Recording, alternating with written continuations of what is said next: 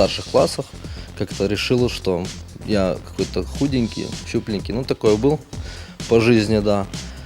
Вот, хотел быть как бы, ну, сильным, большим, насмотревшись всех этих фильмов, вот. И начал заниматься железом. Железо мне очень здорово помогло, я очень быстро прогрессировал.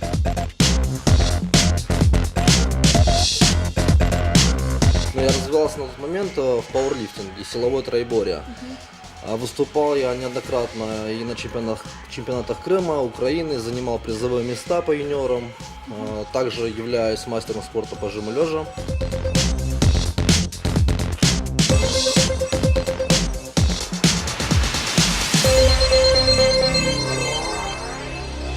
От других видов спорта отличается тем, что здесь на первом месте идет питание.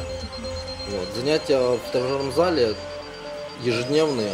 Бодибилдинг — это такой вот спорт, в котором нужно максимально просушиться, сделать минимальный процент жира в организме и, соответственно, добиться определенных кондиций, пропорций.